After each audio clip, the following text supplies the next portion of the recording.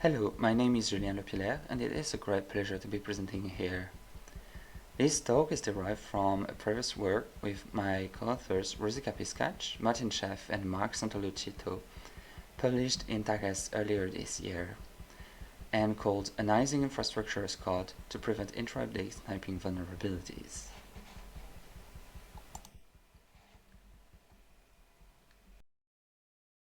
Infrastructure as code is a relatively new way to manage your infrastructure. Imagine you have an application where you need to balance the load with a reverse proxy to different application servers. Each of your application servers need to be running the same version of your application software, and they need to connect to your databases. You need multiple databases to ensure some redundancy and prevent data loss, and you need to synchronize them together. You can obviously manage them all by hand by connecting to them one by one and configuring them as you want. Or you could use infrastructure as code and declare something that looks like the example on the right, and let infrastructure as code tools manage your configuration and your infrastructure. Infrastructure as code has many advantages, and it is not a surprise that there are so many tools that are able to use it. It lets you see the big picture by having all of your configuration in the same place. It helps with consistency by ensuring that all of your servers have the same base configuration and by letting you configure only the small details that you need to.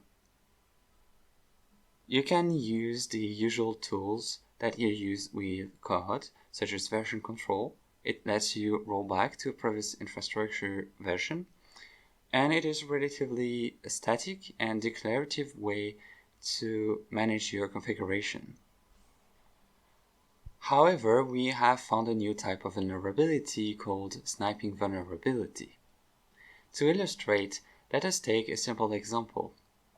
On the left, we see a very simple example of an infrastructure where we have a database in blue that contains some information about your users. The Lambda in orange is a type of service that lets you run custom code. This Lambda is connected to the database and will return the favorite food of a user. We added an API gateway so that anyone on the internet can access this API, run the Lambda, and get the favorite food of a user. Imagine you want to update this infrastructure. Now, instead of returning the favorite food of a user, you want the Lambda to return the address of the user, which is represented by the new version of the Lambda with a small 2. Because you now return some private information about the user, you want to make sure only authorized users can access this information, so you add a security layer in red.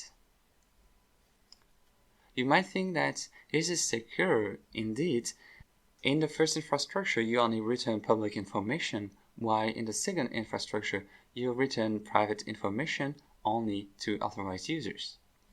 However, during the update, there is no guarantee in which order the different resources will be updated, which means that it could be the case that the Lambda is updated first and then the security is added, or it could be the case that the security is added first and then the Lambda is updated. In the first case, the Lambda is first updated, and until the security is added, any user on the internet might access the API and run the new version of the Lambda to get access to the private information. This can be solved by adding new dependencies. A dependency from the Lambda to the security layer ensures that we run the update in the secure order. In reality, however, there might be hundreds of resources in your infrastructure and many more possible dependencies. Although we have contacted them about this issue, Google says that this is not a bug in their cloud, but rather that the users should know what they are doing. Indeed, they can use dependencies to ensure there is no vulnerability in their infrastructure. This motivates our work of giving a tool to users to check their deployments. Now let me show you a short demo of how this sniping vulnerability works in practice. In this demo, I am creating a new stack with the initial state using an AWS file. This is like the first example I showed you just before. So I've just created that, and now I'm looking at the API gateway to find its URL because I just used the default one. Could have used an easier one, but I just wanted to have something work quickly. So I'm changing my script, which is simply requesting the API again and again, and here we see that we are getting the public information that the user prefers pizza. Now I'm updating the infrastructure with a new file, which updates the Lambda and adds a security resource. So I'm running the script again, and we're still getting the public information because the infrastructure is taking some time to update. But quickly you can see that we are now getting answers, and we will see that it will take some time until the authorizer is actually added to the infrastructure. And so this is the sniping vulnerability in action. You might think it's frozen, but it's actually still working. You will see soon that we will get some unauthorized. Here they are. So the authorizer is being put into place, and so sometimes the request manages to pass through or not. And now the authorizer is fully functional, and we are not able to get the private information anymore.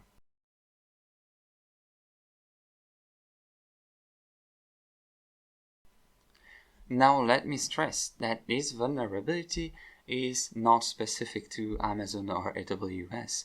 In fact, this is more inherent to infrastructure as code tools, as this is related to the fact that intermediate states make it to production, even though the user never specified them. Also, dependencies are hard to get correctly, so even if the user is aware of the potential issue, they might not get all the dependencies correctly. Possible solutions to this problem include using a different type of infrastructure, such as immutable infrastructure, where you would create a new infrastructure for each update and only switch to it once it is fully deployed. This ensures there is no intermediate state, but it is also less cost-effective in the context of a cloud. Cloud vendors might also want to deploy in the secure order by default on behalf of their users without them having to specify a dependency order. And finally, our solution is to provide a tool that we call HiHa to analyze the deployments so that users can run it and make sure there is no sniping vulnerability in their deployments. Our solution, HiHa, is therefore able to find potentially vulnerable resources, and it also gives no false positives, meaning that it is able to prove the absence of issues. It is able to suggest adding new dependencies to the infrastructure in order to remove vulnerable upgrade orders. Although we might think of a very simple way to implement such a tool, such as generating all the intermediate states and then using an existing tool to analyze all of them, there is actually an exponential number of intermediate states. And existing tools might be very useful, but if they give warnings about intermediate states that the user never specified, it might be pretty confusing. Instead, we propose the following system. First, we take the current and target infrastructures and we model them in a sort of graph where we take only the required information into account. From these models, we compute the intended security level of resources in the initial and target deployments, as well as an over-approximation of all the possible intermediate states during an update. This over-approximation is used to compute a lower bound of the actual security level of the resources during the update, and this is compared with the intended security. If there is no issue, then the tool will simply say that there is no issue. And if the tool finds something, then it might be because dependencies have not yet been taken into account. So if there are relevant dependencies, it will take them into account and refine the over-approximation and try again. Otherwise, it reports the potential issue. Let's first have a look at the modelization.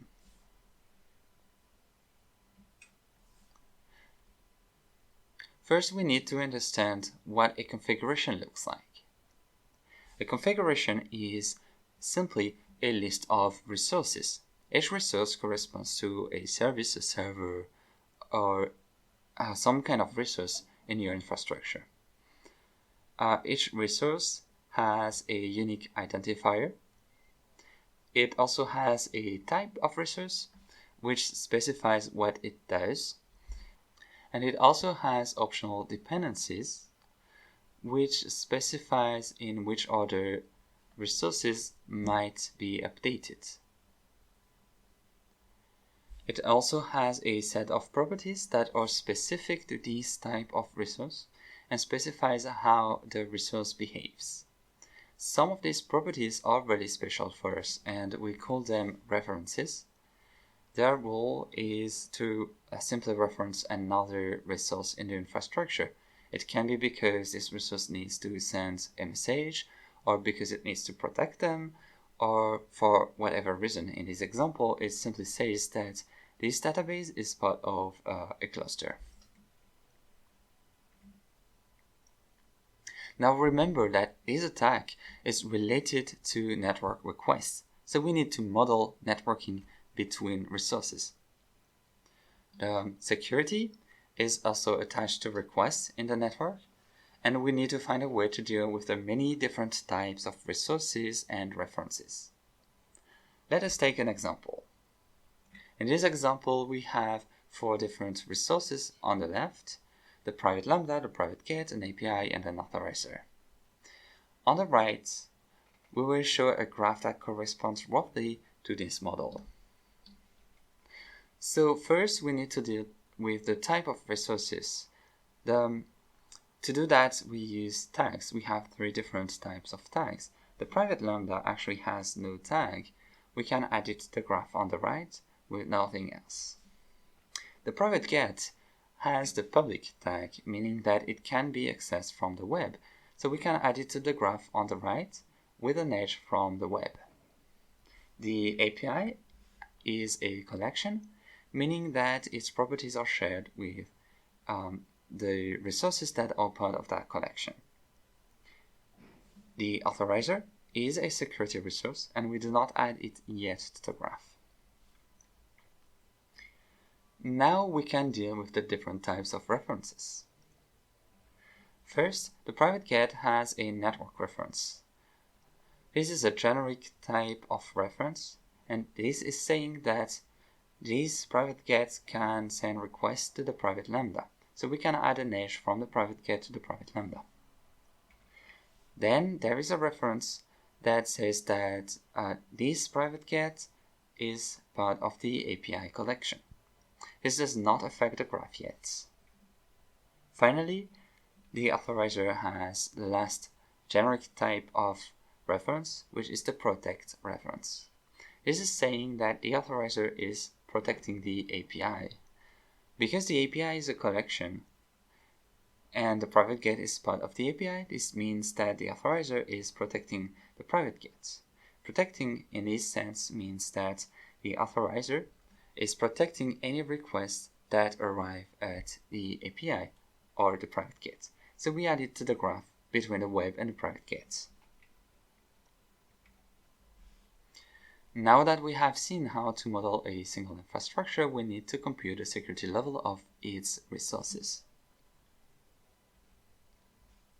Remember that requests can flow from resource to resource when they are connected to one another, and some of these connections are protected by security resources. We specify the security of a resource as being the lowest security under which the resource can be reached. In this example, the private get can only be reached from the web and through the authorizer, so its security level is the same as the authorizer. Similarly, the private lambda can only be accessed from the private get, meaning that its security level is the security of the authorizer.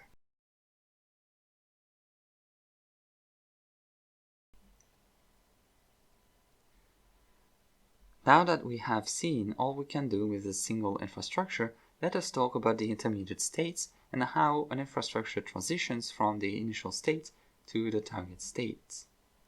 The deployment process is always the same with the different tools. The tool will look at the current configuration and the new configuration that the user wants to deploy. It will compare them and send different commands to update existing resources, create new resources, or delete old resources. These commands are actually executed in parallel for speed and may finish in any order. This can be represented by an interleaving semantics. Here, we can update a configuration of a resource if it is not updated yet, and all of its dependencies have already been updated. We can also add a new resource if all of its dependencies have been updated. Finally, we can remove a resource, and this time there is no dependency because we cannot specify a dependency on a resource that does not exist in the target state. Now that we have all of the elements for the modelization of a single infrastructure, we can talk about the security property. This security property states that in every possible intermediate state, a resource security cannot be lower than its security in the corresponding initial or target state. So, as an example, if there is no authorizer and the lambda is updated, in our example, this is a security violation because the lambda should be protected. However, if there is an authorizer and the lambda is not updated, even though the security level of the lambda was public, in this case, this is not a security violation because now the lambda is just more secure than it used to be. Since we cannot work directly on intermediate states, we need an over-approximation. This over-approximation is a single structure meant to represent all of the possible intermediate states. We build it from the initial and target infrastructures.